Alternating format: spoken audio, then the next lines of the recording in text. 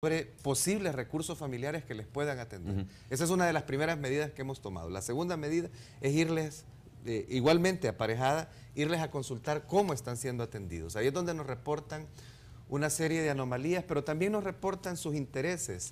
Recordemos que el principio básico en materia de derechos de la niñez es el interés superior del niño, es conocer qué quieren los niños, cuáles son sus aspiraciones como seres humanos que ya son desde el momento que nacen. Luis, o sea que estos niños están siendo, de alguna manera, no todos, ¿no? Pero algunos de ellos están siendo revictimizados al interior de estos centros del ISNA, ¿no? Cuéntame un poco sobre estos hallazgos, porque nos interesa saber y denunciarlos, obviamente, aprovechar este espacio para denunciar, obviamente, cuáles son las situaciones irregulares que se han venido dando. Y, importante también, ¿qué está haciendo el ISNA ya? ¿Qué tipo de investigación está realizando? Correcto. Pero además, ¿qué va a hacer para tratar de solventar esta situación? No sé si esto se debe a que el personal no es el adecuado o que no hay supervisión por parte del mismo personal del ISNA. ¿Qué es lo que está pasando realmente con estos chicos al interior de estos centros? Pero, ¿cuáles son los principales hallazgos? Si nos puedes leer, si quieres, algunos de las situaciones anómalas o de violaciones a los derechos de los niños y niñas que se están dando en este momento. Cómo no, con mucho gusto. Como le decía, lo que procedimos es a indagar a través de 145 niños que fueron consultados, ¿verdad? Llegamos a los siguientes hallazgos, ¿verdad? Nos dicen los niños, mire, expresaron que son víctimas de maltratos que reciben particularmente entre ellos, de no ser atendidos. Dicen explícitamente, nos manifiestan que son testigos de abusos en ocasiones que unos niños cometen sobre otros y de los cuales nuestro personal no se logra enterar, ¿verdad? ¿Por qué no se logra enterar? Porque la cantidad de educadores que permanecen con nuestros niños es demasiado pequeña, ¿verdad? El estándar de atención de niños es que para un grupo de niños ya de 6 años en adelante tiene que haber por lo menos un educador por cada 10. La cifra aumenta, entre los niños son más pequeños.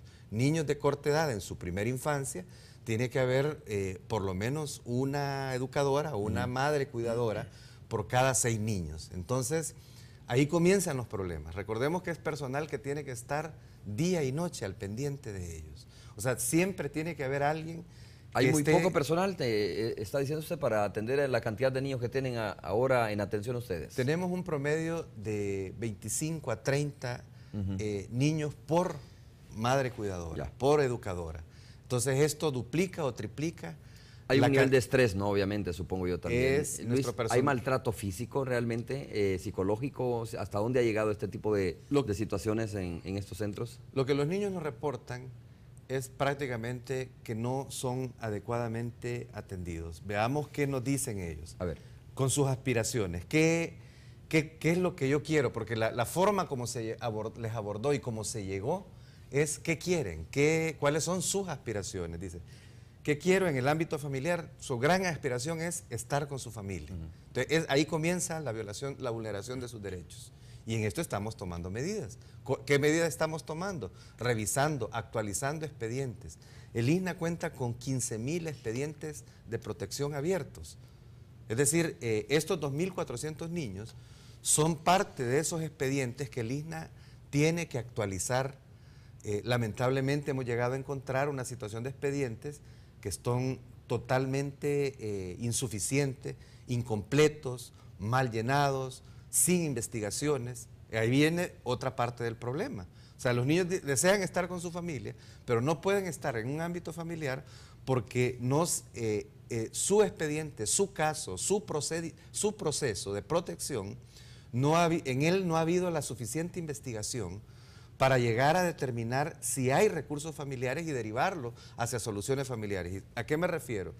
Verificar si la madre, el padre, su familia nuclear puede ser rehabilitada para ser devuelto al ámbito familiar de su padre, con su padre y su madre, o si en la familia extendida existe personas que puedan darle acogida, ¿verdad? Esa es la solución ideal, ¿verdad?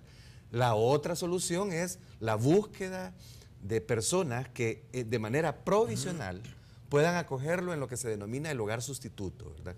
Entonces, esta primera gran vulneración de los derechos de los niños, su aspiración de estar con una familia, se les violenta, sí como Estado, sí como instituciones encargadas de administrar los procesos de protección, no tenemos la capacidad de investigar, de procesar, de realizar todos los trámites para buscarle una solución a su problema de falta de un ambiente familiar.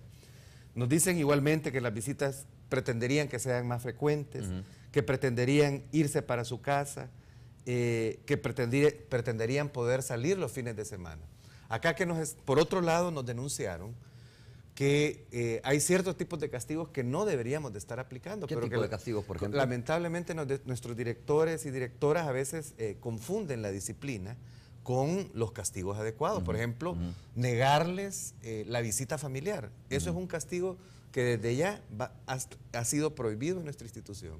Un niño, su conducta no puede ser la causa de que se le suspenda la visita familiar, porque es uno de los principales anhelos que tienen los niños y niñas en colocación institucional.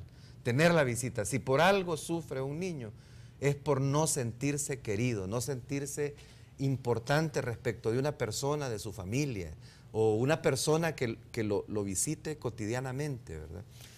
Me da la impresión, Luis, escuchando algunas de las quejas, si se quiere llamar de esa manera, ¿no? De los anhelos de los niños, que queda muchas veces a discrecionalidad del director, no del director ejecutivo, no en tu caso, obviamente, sino más bien del director de San Miguel, del director de Santa Ana, por poner nada más un nombre. Queda a discreción de él realmente cómo se va a ir enfrentando esta situación, es decir, qué castigos se aplican o no se aplican, etcétera, o es el personal administrativo el que a discreción también aplica este tipo de castigos. Por eso hablaba yo de la falta de supervisión, ¿no? Realmente en este tema. Mire, una de las cosas que hemos llegado a hacer es a ordenar la casa. Resulta que el ISNA tenía varias distorsiones en su organización, y yo no quiero venir aquí a defenestrar contra administraciones pasadas, pero hay cosas que realmente sorprenden por qué no se han hecho. Primero, el ISNA tenía dentro de su organización que la misma división, la misma unidad administrativa que le daba seguimiento a los 12 centros de protección, a los 15.000 expedientes de protección, también le daba seguimiento y era la responsable de los 4 centros de inserción social.